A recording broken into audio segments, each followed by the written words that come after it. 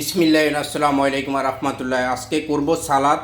সালাদের জন্য নিয়ে নিচ্ছি এখানে শুকনা মরিচ, পেঁয়াজ, লবণ আর যাবে সর্ষের তেল, আর এখানে শসা আর টমেটো কেটে নিচ্ছি। আজকে করব অনেক মজাদার সালাদ। এগুলোরে ভালো করে সর্ষের তেল দিয়ে মেখে তারপর এটার সাথে মিশাবো। অনেক মজা হবে সালাদটা, দারুণ লাগবে সালাদটা। আজকে সালাদের রেসিপিটা দেখে নেবেন ইনশাল্লাহ। আপনারা চাইলে কাঁচা মরিচ দিয়েও করতে পারেন, আমি শুকনা মরিচ দিয়ে করতেছি। এটার লেবারটা অনেক দারুণ লাগে। ওয়াও, দেখেন মেখে নিচ্ছি। এখানে শুকনা মরিচ, পেঁয়াজ আর লবণ দিয়ে মেখে নিচ্ছি। এখন দিয়ে দিব ধনিয়া পাতাটা, নাই ধনিয়া পাতাটা দিতে পারতাম, দিলে আরও ভালো লাগতো। এখন দিয়ে দিব সর্ষের তেল।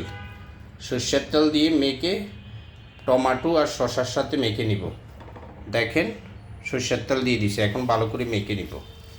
মেখে এগুলোর সাথে মিশিয়ে দিব। দেখেন এটা ভাতের সাথে এমনি খাওয়া যাবে। এখন আমি শসা টমেটোর সাথে মেখে নিব, হয়ে যাবে মজাদার সালাদ। এখন এখানে মেখে রাখা এগুলো দিয়ে দিলাম। এখন এই যে টমেটো আর শসা দিয়ে ভালো করে মেখে নিব, হয়ে যাবে মজাদার সালাদ। পুরো রেসিপিটা আপনারা দেখে ট্রাই করবেন। এটা খেতে এত দারুণ লাগবে ভাতের সাথে, যে কোনো ইয়ের সাথে। দেখেন কি সুন্দর লাগতেছে, ওয়াও, দেখতে লোভনীয় লাগতেছে, খেতেও অসাধারণ লাগতেছে।